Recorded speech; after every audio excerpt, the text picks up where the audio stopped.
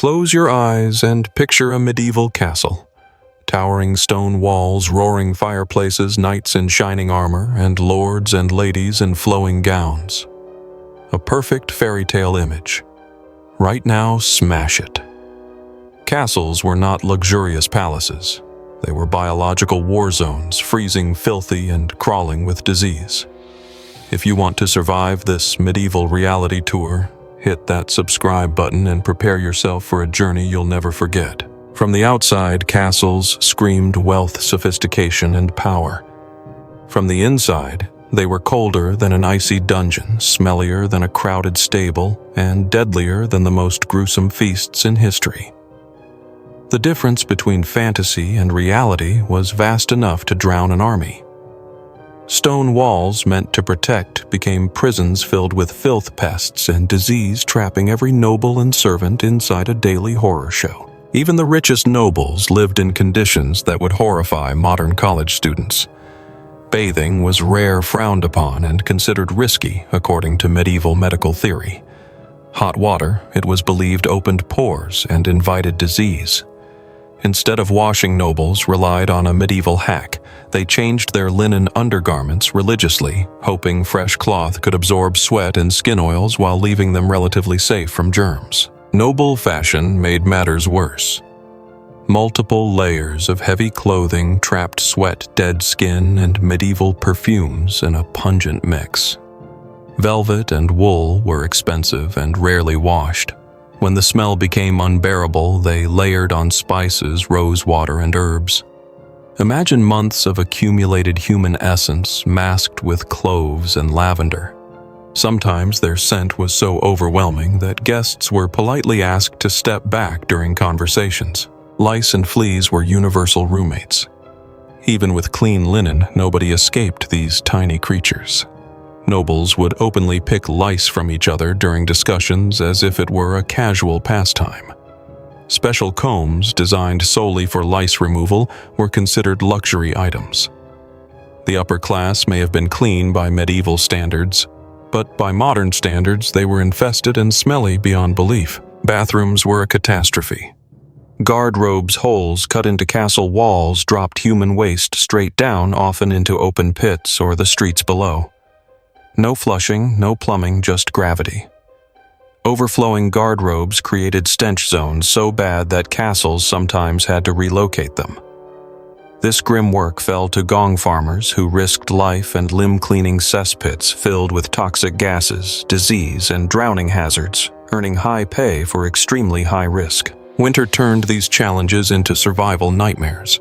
Frozen waste blocked guardrobes, and thawing brought streams of liquefied human excrement through courtyards. Kitchens were chaotic and smoky, filled with cooks wielding massive cleavers over blazing hearths.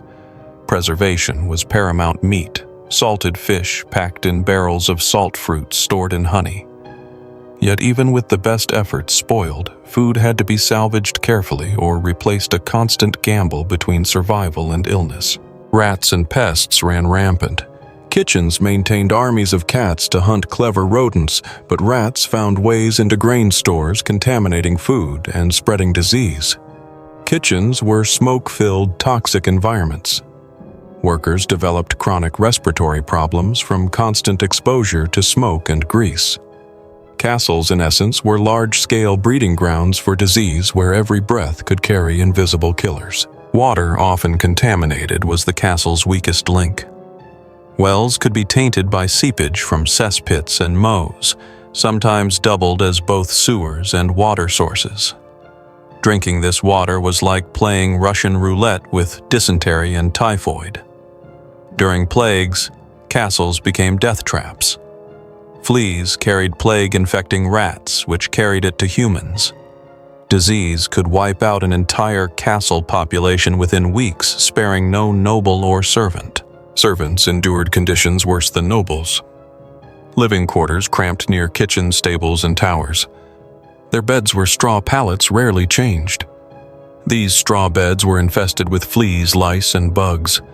Servants woke up covered in bites, scratching while working through smoke, animal waste, and human filth. The food hierarchy was brutal coarse-bred vegetable scraps and unwanted meat cuts, but nobles relied on them to survive, so even this meager fare was a lifeline. Some servant jobs were nightmarish. Laundresses worked with freezing, often contaminated water, their hands raw and cracked by constant exposure.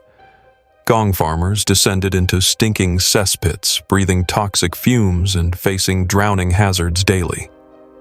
Kitchen staff labored in smoke-filled rooms, their eyes watering constantly, lungs scarred by the unrelenting haze. Stable hands, despite being surrounded by manure, sometimes fared better. They had fresh air, sunlight, and slightly safer conditions than indoor workers trapped in stone towers. Most servants didn't live past 30. Not from sheer exhaustion alone, but from respiratory infections, waterborne diseases, and the ever-present risk of accidents in dangerous, poorly lit spaces. Even medieval nobles, shielded by wealth, couldn't escape the consequences of cramped, unventilated stone halls. Mortality rates among children were staggering, with nearly half of noble offspring failing to reach age 5. Illness did not discriminate, and the castle was a lethal incubator for the weak. Heating was a cruel joke. Fireplaces, though majestic in appearance, barely warmed the rooms they were in, while the thick stone walls leached heat away. People wore layers of clothing that never came off during winter months, essentially fusing body grease and filth together. Windows were mere holes covered with wooden shutters, oiled cloth, or thin sheets of horn admitting icy winds and little light. Darkness and cold were constants, and frostbite was a silent killer. The romantic notion of toasty castle halls was a myth. Stone walls acted as giant refrigerators, storing cold for days. Smoke from hearths often filled rooms, adding to the misery. Winter overcrowding spread disease rapidly as humans huddled together for warmth, sharing colds, fevers, and respiratory infections. Even root vegetables and preserved meats were subject to spoilage, sometimes resulting in springtime horror shows in the castle cellars when rot and mold overtook food stores. Sanitation was medieval improvisation at its worst. Cesspits, open drains, and primitive plumbing exposed everyone to disease. Flies buzzed everywhere, contaminating food and surfaces. Yet people adapted with grim pragmatism. Nobles washed their hands infrequently but changed linen shirts to absorb sweat. Kitchens preserved food through smoke salt and honey. It was survival engineering, a system built on risk mitigation rather than comfort or hygiene. Dining was a hierarchy of survival. Nobles enjoyed elaborate feasts, often overspiced to cover questionable freshness. Servants ate scraps, offcuts, and coarse bread. Yet even food for the lower ranks was carefully managed. Starvation among workers would cripple the castle's functionality. Culinary skill became a balancing act between taste preservation and poison avoidance. One wrong decision could sicken dozens or kill hundreds in days. Disease thrived in every nook. Crowded stone corridors and towers trapped heat, moisture, and germs. Water contamination, rat infestations, and poor air circulation turned castles into pathogen incubators. Typhoid, cholera plague, and respiratory infections ran rampant. Fleas and lice were inevitable companions. Even when nobles indulged in luxuries, they shared a mortality risk their peasants often avoided by living in more dispersed, ventilated environments. Children, especially noble heirs, were particularly vulnerable. Despite access to better nutrition, they succumbed to the same diseases afflicting servants. Bloodletting prayers and herbal remedies were the extent of medical intervention.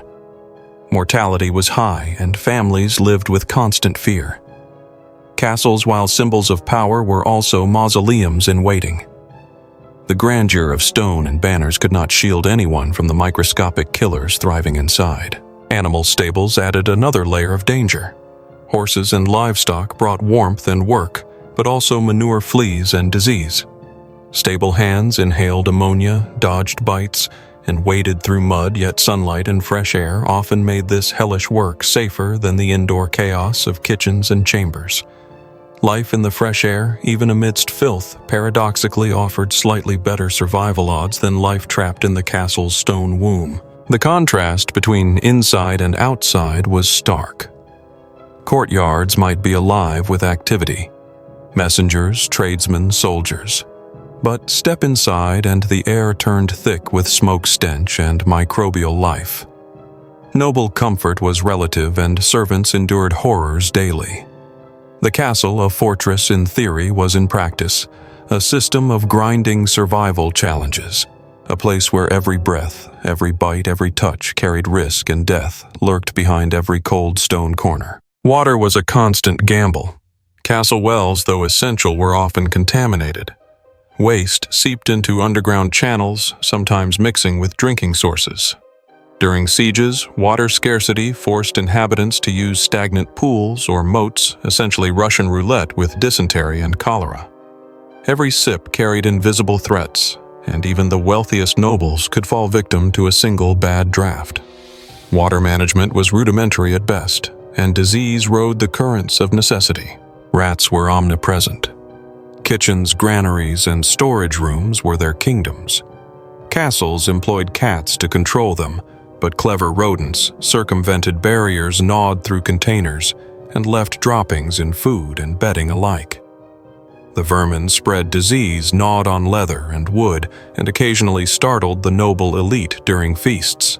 Rats were both nuisance and vector, a constant reminder of the thin line between survival and calamity inside the stone walls. Smoke inhalation was an occupational hazard. Kitchens burned enormous fires to cook meat, roast fish, and bake bread. Cooks labored amid clouds of smoke, eyes watering and lungs blackened. Chronic coughs and respiratory ailments were the norm, but hunger demanded efficiency over health. The air inside a medieval castle kitchen could rival a modern factory in particulate concentration, yet this was merely daily life for those sustaining the castle's hierarchy. Winter amplified misery. Stone walls amplified cold, and hearths were insufficient to heat the entire building. People layered clothing, sometimes wearing them for weeks on end. Even near roaring fireplaces, the damp, freezing air crept into bones. Ice formed on shuttered windows. Floors were slick with frozen moisture, and frostbite claimed the unwary. Modern central heating would have been a luxury beyond comprehension, and a single cold night could be fatal for the weak. The smell was overwhelming. Decay smoke, unwashed bodies, animal odors, and human waste mingled into a potent olfactory assault. Perfumes and spices offered only marginal relief, masking the stench but never eliminating it. Courtiers might complain, servants would endure, and nobles adapted their thresholds. In some castles, the aroma was so strong that visitors were warned to stay outdoors. Smell like cold and disease was a weapon as much as an environmental fact. Medieval toilets or guardrobes were nothing short of hazardous. Holes in walls dumped waste into moats, cesspits, or directly onto the ground. No privacy, minimal sanitation, and high exposure to pathogens defined these systems. Overflowing waste would render entire sections of a castle uninhabitable. Gong farmers tackled the filth at great personal risk, descending into dark pits where toxic gases, drowning hazards, and disease awaited. Payment was high mortality, even higher. Food preservation was both science and gamble. Salting, smoking, pickling, and honey storage extended shelf life, but failures meant rotten meat or spoiled fish. Medieval cooks exercised pragmatic judgment, cut away spoiled portions, heavily spiced the rest, and hope no one fell ill. Bread was particularly tricky. Unscrupulous bakers sometimes stretched flour with peas or sawdust, risking both health and punishment. Every meal carried a calculated risk, and culinary skill could mean life or death. Despite horrors, ingenuity thrived. Castle inhabitants developed strategies to mitigate the environment's cruelty. Linen shirts absorbed sweat, layered clothing preserved warmth. Cats controlled rats, and cooks became preservation experts. Humans adapted, creating functioning societies within near inhospitable stone walls. Hygiene, comfort, and safety were relative concepts, always balanced against practicality and survival rather than indulgence. Social interactions were influenced by conditions. Picking lice, negotiating odors, and managing communal spaces defined courtly etiquette. Open-air meetings, shared guard-robes, and smoky kitchens shaped behavior. Conversations happened amidst filth, and nobles were accustomed to smells and sights that modern humans would find intolerable. Life inside castles was as much about adaptation to peers and environment as it was about wealth or rank. Medical knowledge was limited and often counterproductive. Bloodletting herbal remedies, prayers, and superstition guided treatment. Plague, dysentery, cholera, and typhoid were rampant. Mortality was high, and even careful management could not prevent widespread death. Children and servants suffered disproportionately, and no amount of wealth could shield against the invisible enemies thriving in the damp, crowded, and contaminated stone confines. Children were particularly vulnerable. Noble offspring, despite access to better food, often succumbed to the same diseases as adults. Half of all children might die before their 5th birthday. Crowded rooms, contaminated water lice infestations, and poor ventilation created a perfect storm. The illusion of privilege offered no protection. Even royal blood could not outrun the pathogens lurking in stone walls and stagnant air. Servants endured the harshest realities. Living quarters were tiny, often above kitchens or near stables. Beds were straw pallets rarely changed, crawling with fleas, lice, and other insects. Daily life involved constant scratching, labor-intensive chores, and exposure to smoke, waste, and cold. Their survival depended on endurance and adaptation, not comfort. Life expectancy rarely exceeded 30 years for these invisible workers sustaining the noble lifestyle. Stable hands fared better than some indoor servants. Exposure to fresh air, sunlight, and physical activity outweighed the hazards of manure and heavy labor. Respiratory diseases, smoke inhalation, and close quarters plagued indoor staff, while those in stables had a marginally safer existence, despite the foul odors and constant work. Medieval castle life created paradoxes. Sometimes being outside meant better health than living under a gilded roof. Disease spread rapidly in winter. People huddled for warmth, sharing the cold air and the microbes it carried. Respiratory infections, influenza, and bronchitis thrived, turning huddled noble families into incubators for illness. Cold stone amplified suffering damp floors, facilitated infection, and overcrowding ensured that no one remained untouched. Winter was a season not of festive cheer but of calculated survival. Food scarcity magnified peril. Root vegetables might survive freezing, but meat and dairy were at constant risk of spoilage.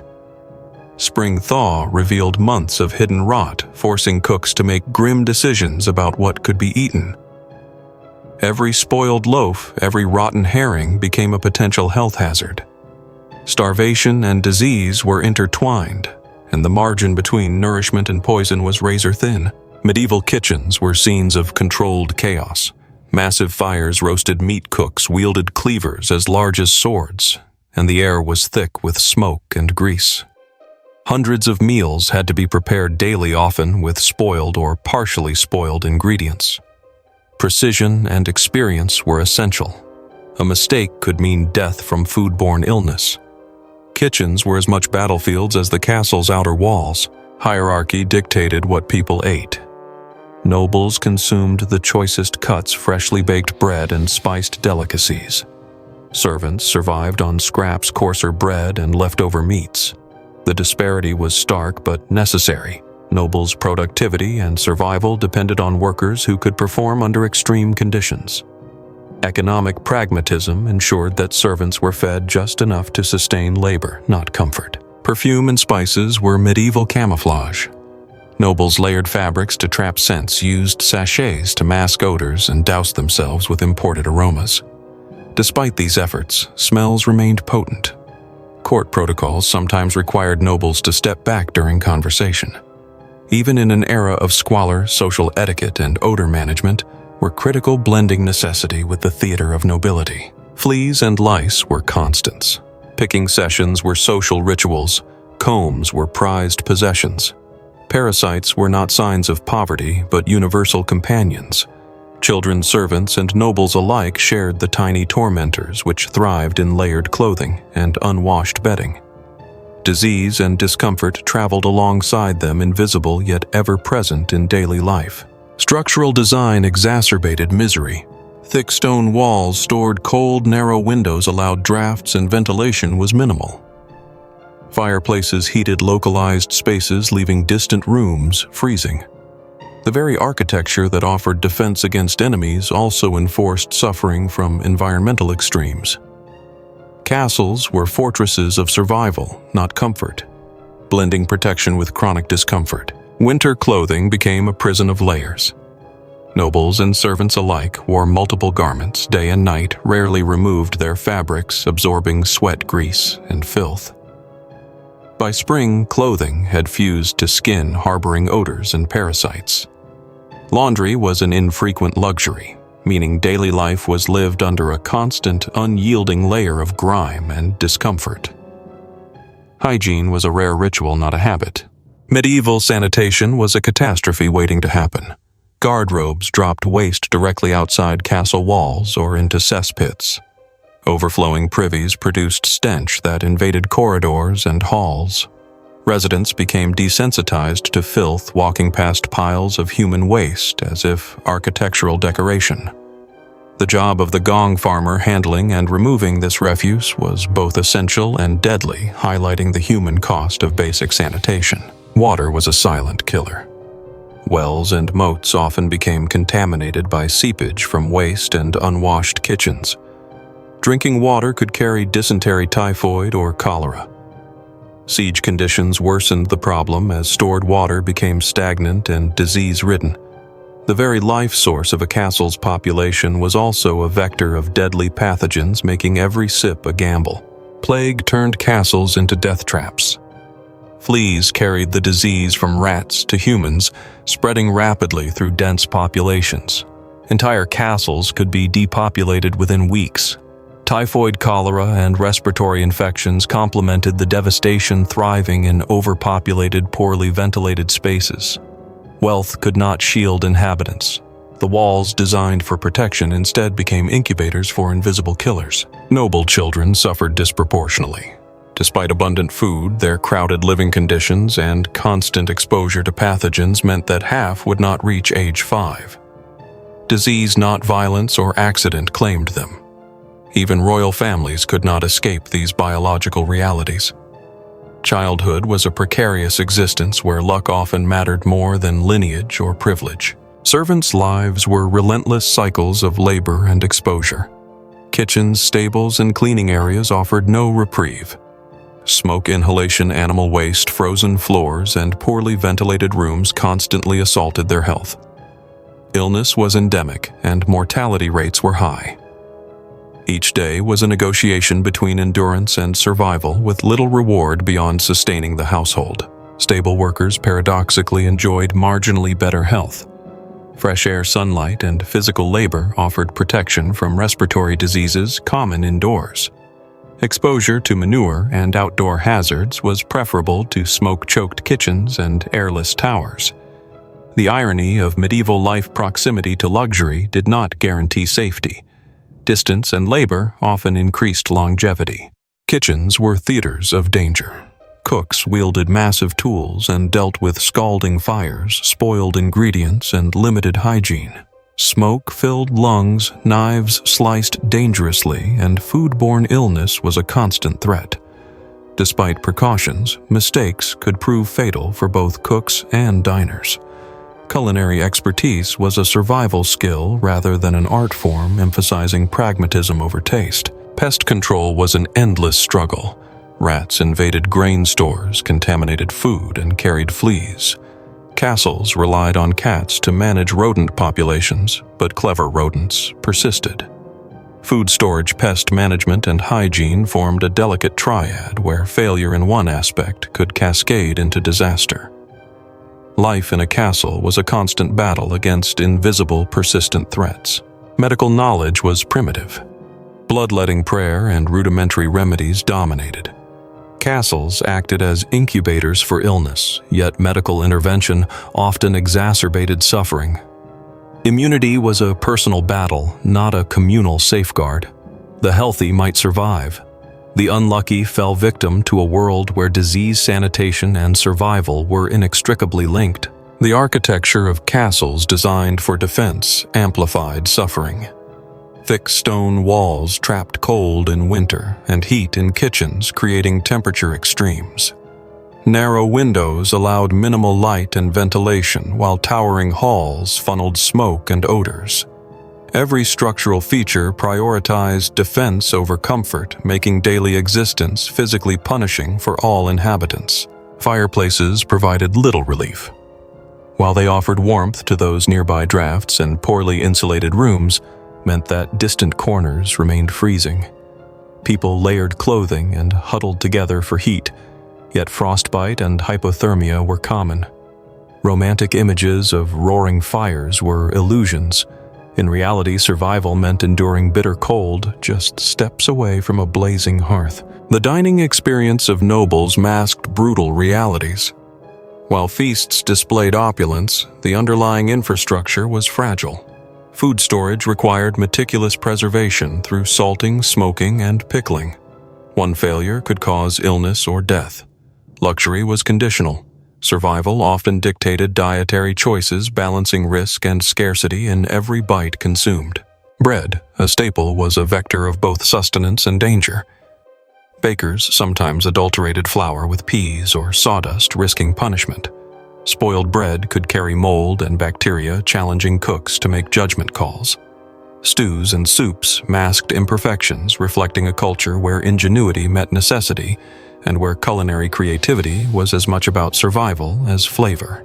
Medieval nobility's hygiene paradox was ever present. Changing linen daily masked filth beneath layers of heavy clothing.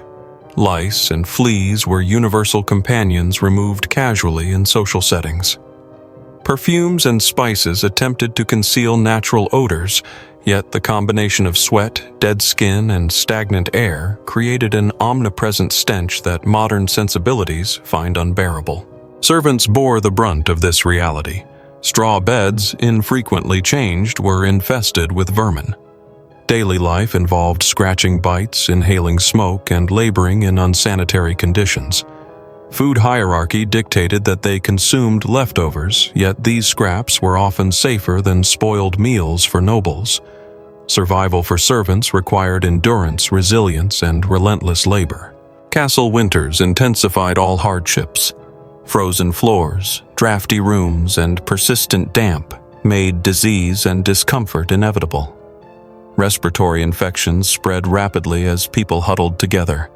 Water supplies froze or became stagnant, forcing reliance on contaminated sources. Every aspect of daily life during winter tested human endurance, turning castles into seasonal arenas of survival. Diseases spread silently but lethally. Overcrowding, poor ventilation, and contaminated water created perfect conditions for epidemics. Plague, typhoid, cholera, and tuberculosis did not discriminate, often striking the young, elderly, and infirm first. Wealth offered little protection. Even kings and nobles succumbed. Castles, while symbols of power, were also breeding grounds for mortality. Archaeological evidence reveals the human toll. Nobles often had shorter lifespans than peasants due to concentrated exposure to disease. Chronic infections, respiratory problems, and poor sanitation eroded health over time. Despite access to better food and resources, castle life shortened lives, highlighting the grim irony of medieval prestige and privilege. Psychological stress was constant. The ever-present threat of disease, inadequate heating, foul odors, and social pressures weighed heavily. Inhabitants navigated a world where luxury was superficial and survival was uncertain. Mental strain complemented physical hardships, illustrating that medieval castles were not just challenging environments. They were arenas of relentless psychological and physiological pressure. Medieval kitchens were epicenters of chaos. Massive hearths blazed with roaring fires, filling the air with smoke and heat. Cooks wielded cleavers and knives with precision, chopping and preparing large quantities of meat, fish, and vegetables. Smoke burned eyes, soot-coated skin, and the constant heat made exhaustion inevitable, Yet every meal had to be prepared meticulously to feed hundreds. Preservation techniques defined culinary success. Salting, smoking, pickling, and drying extended the life of meat and fish. Fruits and honey served as natural preservatives. When methods failed, cooks were forced into rapid decision-making, trimming spoiled portions, heavily spicing dishes, and hoping the results would not sicken anyone. Culinary skill in castles was survival art. Rats were persistent adversaries. Grain stores, meat supplies, and kitchen leftovers attracted infestations. Castles maintained armies of cats to hunt rodents, but the clever rats often outwitted their predators. They gnawed through containers, contaminated food, and left traces of disease. Kitchens were constant battlefields where humans fought to maintain hygiene against small but determined invaders. Water, the lifeline of the castle, was fraught with danger. Wells could be contaminated by waste seepage.